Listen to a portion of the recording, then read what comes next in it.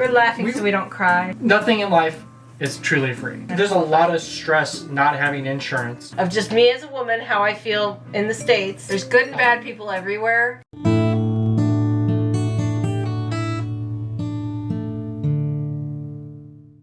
Hey everyone, welcome back. Today we're going to be checking out one of those TikTok compilations, How America Messed Me Up Part 1, because somehow we missed Part 1. And we did Part 2 first, I think. Yeah, it's been almost a year since we've done these. The reason why I want to do another one of these videos is because even though we took a few months off, this video did really well, but it kind of kept me with the comments and stuff. It kept me interacting with the channel while we were off, so I really liked that. Because for some reason the video we did before, it was getting a lot of views and it's getting a lot of traction even now, and so you kept getting comments about it, and so yeah, it was interesting, even though it's a year old. It was the only video pretty much that people were commenting on still. People are still watching. So in some ways, I don't know, for me, I just really enjoyed it. It was kind of a fun video to do. There's funny parts and kind of sad parts to these videos. It brings up good discussions, and I like that. Yeah. So we're looking forward to doing that one. So this is just part 1. So anyway guys, that's what we're doing here today. We do have our little buddy with us because he hasn't fallen asleep yet. Anyway, before we get into the video, please like, share, subscribe, and turn the notification bell on if you haven't. Anyway, yeah, let's just get into it.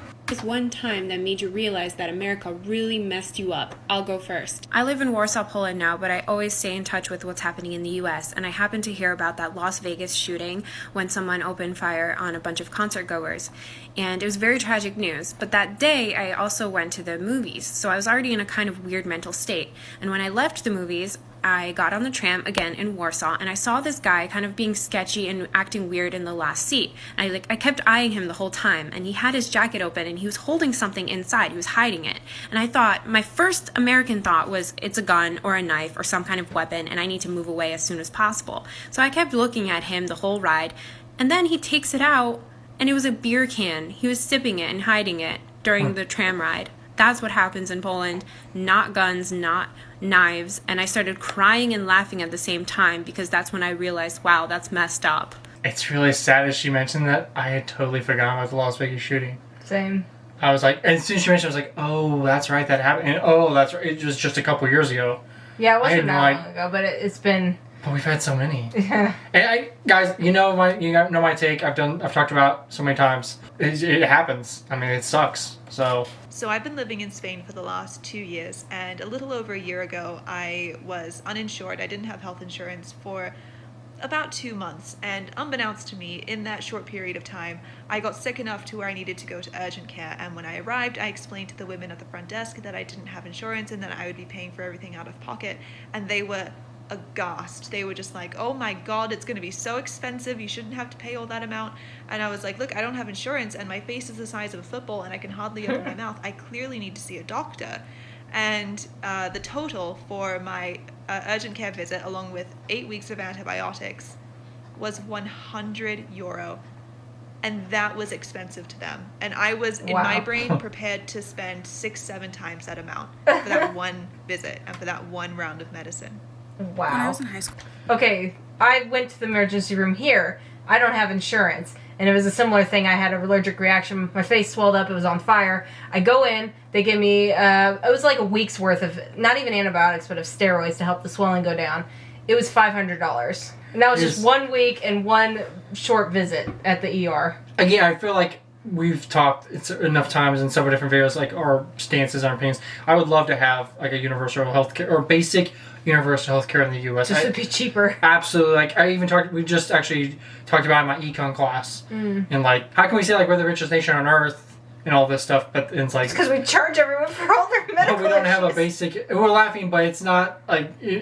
We're laughing so we don't cry. We don't have like basic health insurance, like a universal basic health insurance. And it sucks. Like there is like a lot of stress. Medicaid, Medicare, kind of, but it's still, you have to have certain stipulations to apply for. But it's just, there's a lot of stress not having insurance. Yeah. And like worrying like, oh, if you get injured, I cannot go to the hospital. I just don't want to go. When I was in high school, I was a lifeguard, and during my lifeguard training, they taught us that before we even administer first aid or CPR, we had to ask for consent to avoid being sued. Now fast forward a couple of years, and I'm in London as a waitress, and my company sends me to go do CPR training. And while I'm there, they go over the same stuff that I learned in the States, but I notice that they're completely glossing over this one particular area. So I raise my hand and I ask, what are the laws here? Like, how do you avoid being sued if something goes wrong? To which every single person in the room starts laughing at me. It says, "Oh, you're American, right? Yeah, no one here is going to sue you for trying to save their life." I don't get that. I don't get why the U.S. is such a sue-happy country. I don't know. But it really does seem like we are. Like, I haven't personally experienced it. I actually know if I know anyone that has sued someone, but you're always hearing stories about, like, families suing each other. Or, for stupid obviously, things usually. Businesses getting sued. Some of that, should be done, but it's just so ridiculous. Yeah. Oh, I was going to say, actually, yeah, if I'm obviously dying, please don't ask my permission. Like, just save my life. I was going to say, that seems like a weird thing to ask consent for. Like, what if they're can't breathe? If I'm choking on something, just do whatever. Break my ribs, Heimlich maneuver, I don't care. I don't want to die, so. Yeah. So I started my new job in the Netherlands. This was 3 years ago, and I was going through the company policy the first week, and I got to the section about leave, and they have a holiday leave, like PTO, and then they had sick leave in 2 different areas. And I was reading about sick leave, and I turned to my coworker, and I was like, I don't understand. Like, it talks about like the requirements for sick leave and like doctor notes like after 3 days, but how many sick days do we get a year? And she's like, what are you talking about? I'm like, how many are there? It doesn't say. She's like, it's just if you're sick, you're out. I'm like, I don't understand. She's like, it's unlimited. It's just if you're sick, you take a sick day. She was confused. I was shocked. There's a moment I realized we're fucked up in America on how we deal with people being sick with work. Well, to be fair, I think a lot of people get out of work by saying they're taking a sick day. During the first lockdown, we have an elderly neighbor, and we would go and check in on her every once in a while and like get her groceries if she needed. And progressively, she started not be able to breathe very well. And we knew it wasn't COVID because she had it before. But like at one point, it was like she couldn't even get to the door without like literally not being able to breathe and having to sit down. So my partner decided that we needed to call an ambulance for her and get her to the hospital pronto. And when he told me that he was going to call an ambulance, the first thing that I said was, "Are you sure?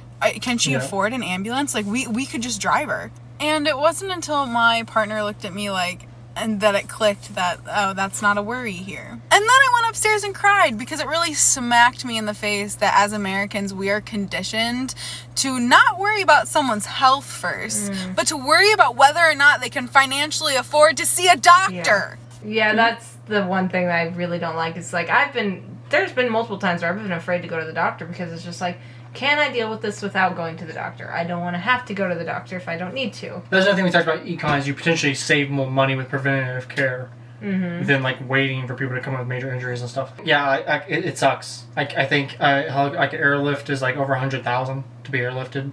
Actually, that's a good point because my sister actually was in a wreck this last year and she had to be airlifted, and I think, thankfully she had insurance and it covered it, but I think it was close to $90,000 for the airlift. It was about an hour ride. Or probably the most expensive helicopter rides ever. And she doesn't even remember it. No, she didn't even get to enjoy it. I lived in America, I thought I had it all, or that we were better off than like most countries. You know, we're the greatest country on earth, the American dream. But then I moved to Ireland, and upon arriving here, they explained certain things to me. Here in Ireland, you receive this thing called child benefit, which most developed nations have except for the US. And you receive a monthly check for each child, doesn't matter what your income is. Children here get free health care until they're 6. Also, if you're pregnant, your health care is free. Also, I'm about to start my master's degree here, and it pisses me off thinking about the fact that I went into college debt for a degree in America, and what I pay here for a master's degree in Ireland doesn't even compare. It just pisses me off that I was struggling and slaving for a dream that never existed, and I thought it was normal.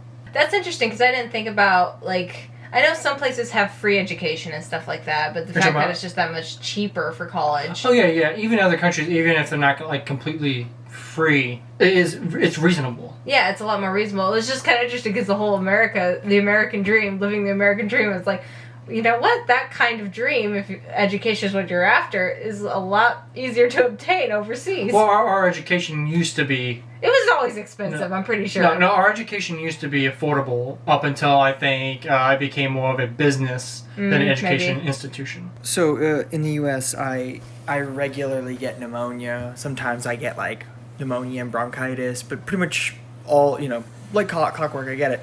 I had just moved to Scotland for my master's, and I was coming down with a respiratory infection like I do every year. It was just the early onsets of pneumonia, but like normally I wait to the point of where I'm like literally unable to breathe before I go to the doctor because it's expensive in the US. Well, here I was like, you know what, I'm here.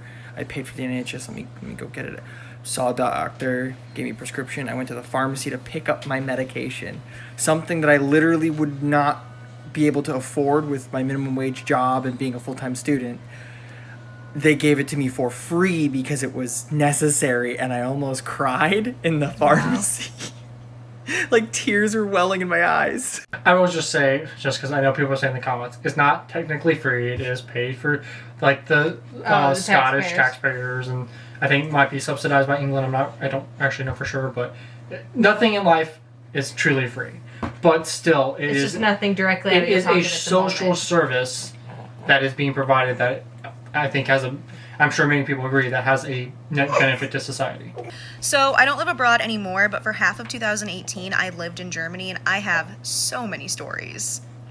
The town that I lived in had like a main plaza area, and there was a cafe in that plaza, so a couple of my other American friends and I decided to try it out one day, and there was a construction site nearby. We heard a really loud bang, and, you know, we kind of assumed that someone had fired a gun, and so we, like, ducked for cover, and then we were looking around frantically, trying to find, like, a place that we could run to or hide to get out of the situation, and then we realized that no one had shot a gun. No, it was a loud bang from the construction site. That's it. That's all it was. We'd been speaking in English, and we all have really obvious American accents, so all the Germans around us gave us these really sad looks, like, oh, these poor, poor Americans. Yeah, I don't know. We live in the kind of the middle of nowhere right now, so, and I grew up around guns and stuff, so for me, I'm used to hearing them. I was gonna say, we hear a loud bang. It probably is a gun, but it's usually target practice or farmers across the pasture or something. The only time I would be worried about would be like a densely populated area because it's like, well, they're not target practicing or hunting or like, hey, what's going on? Yeah, it'd be more concerning for sure. Oh, when I first moved to New Zealand, all my friends were German au pairs, and at one point I was talking about the Pledge of Allegiance, and they were like, Celeste, what are you on about? What on absolute fuckery are you talking about? And I was like, I love that word. You guys didn't have to swear loyalty to your country before you started school? I have to mention her shirt. Wait, what? It's from Parks and Recreation, Mouse Rat. That's the band. Oh, nice. Sorry, fan. I don't know. I feel like it's way less of a thing. I don't know if it's required anymore. I didn't go to public school, so I don't know. I know in Boy Scouts we did it. I didn't go to public school, and I didn't go to Boy Scouts, obviously, but somehow I still learned it. But I don't think my mom taught it, so it's just one of those things that you learn as I personally don't have an opinion one way or the other. I don't think anyone should be forced to do it, but I don't think it's bad if a school wants people to do it. I guess other countries don't have anything like that. I'm sure some do. Comment below if you know of a version of the Pledge of Allegiance to your own country or your own flag or whatever, if that's a thing anywhere else. Because I've never heard of it anywhere else. I was actually thinking like North Korea. Maybe North Korea. Or China, I don't know. So we live in Ireland, and our oldest is in senior infants, which is the equivalent of the second half of kindergarten. She did kindergarten back in the States. And she came home from school one day, and she said, Mommy, we had a drill today. And I go, oh, active shooter drill? No. Bomb threat? No. Mommy, it was a fire drill. Well, oh, okay. I mean, back home, she had active shooter drills every month in kindergarten. Wow. We get these phone calls, and it'd say, oh, in accordance with Florida law, blah, blah, blah, everything's gone back to normal. And I'm just sitting there thinking of my kid hiding in a bathroom with 30 other kindergartners and her poor teacher trying to keep all these kids quiet. I'm like, that's not normal here. That's something we got used to because that's what America is. It's just one big active shooter drill. It's an interesting point. Yeah. Again, because we didn't go to school, we didn't have that, and I don't think it would have been as prominent. I didn't think it was that often. I was thinking maybe like once a year that they did it. I don't know. It is something I've heard. I can't really kids doing though. I don't have any experience with it, so I can't really say one or the other. With the amount of school shootings that we've had, I don't think it's a bad idea to have drills about it. Yeah. It's sad that we have to have the drills. Yeah. My son was 5 years old this summer that we moved to Portugal. And once the school year rolled around, I took him shopping for some new clothes, some shirts, some shoes. And it reminded me of how the year before, when we lived in Texas, we had done the very same thing, except he had begged me for a pair of those really cool light up sneakers that I loved and he loved. That's But awesome. it broke my heart to have to tell him no, because I did not want him to become an easy target if ever there was a school shooting. Mm-hmm. And being in Portugal, shopping with him, and not having to worry about that for the first time in my life was a really big aha moment. Yeah, I mean, I again, we just personally never thought of that as being a target, but I suppose it could be. I mean, it makes sense. Like, schools are kind of dark, and I mean, yeah, Maybe. you'd see it. Okay, so I'm not currently living abroad, but I did live in Australia for a few months. And one night while I was there, I got a little bit too crazy, and I ended up on public transportation without a phone, and I had to find my way back to my apartment. And I got lost, and while I got off the tram to get onto a different tram to take me home, a middle-aged gentleman came up to me, and I immediately went into attack mode, and I was like going to kill him. And he was like, no, I was just gonna tell you which tram to take to get back to Preston. And that was when I realized that in Australia, I didn't need to be afraid. Like, granted, take precautions, but I didn't need to be afraid of every man. But in America, I still am. On the last one, I really can't say anything one way or the other. I don't know what that's like. I would say, yeah, healthy precaution probably wherever you are. I mean, I guess, yeah, there's less things to worry about overseas and stuff. Over here, I would be very cautious. I mean, it depends on the country. Like, there's It some... also depends on the city. Yeah, there's like some Middle Eastern countries. I know if you're a woman, I think they recommend that you don't go. Yeah, don't It's go not at just all. the U.S. I don't know. I have no experience in this. But I would just... I don't travel by myself very often, and when I have, I always felt like it was in a relatively safe environment. Granted, I've never traveled alone anywhere at night, and I think that's where things get a lot more sketchy, and I would be very cautious. Well, again, I don't know if it's just some stereotype that we have, or like what's the... I haven't There's good and bad people everywhere, so... I'm just saying, I haven't seen the data, though. There might not be a ton of, like, one-on-one just personal crime. I don't know. Abroad? No, even here in the U.S. Oh. I don't know how often, like, assaults actually happen. I don't know either. I haven't looked at Like, the it might stats. just... I hear about it. I somewhat. hope it's... Oh, it's bad to hope. I hope that it's just, like, something that people are kind of afraid of, but doesn't actually happen much. Right. Well, I do know, because my mom is always sending me all this. It's like, if you're ever alone, traveling or go alone at night, these are things to look out for. Always be aware of your surroundings and, look people in the eye, and this will deter any potential criminals. So those kind of things have stuck in my head, so I do that a lot, so I never feel in complete danger because I'm, like, always aware and always planning escape routes. And okay, so here's a quick example of just me as a woman, how I feel in the States. Because our baby was in the hospital for a full month, there were nights where I wasn't staying at the hospital and I had to drive. But I would stay there until like almost midnight some nights. So I had to walk through the parking lot or the parking garage, and I'm like the only one there, leaving the hospital. It's mostly empty. At night, almost midnight, all by myself. And in my mind, I am just looking everywhere, listening for people who might be around. I have my keys fisted in my hand where the things are coming out my fingernails so I could or coming out through my fingers so I could punch someone and do more damage that way. Well, the question, why? It's just because it's ingrained in my head to be aware of certain things. Like, people get attacked in parking garages. Granted, that one's really lit up, but I don't know if there's any security cameras. It's just one of those things that as a woman, I am ingrained to think like that.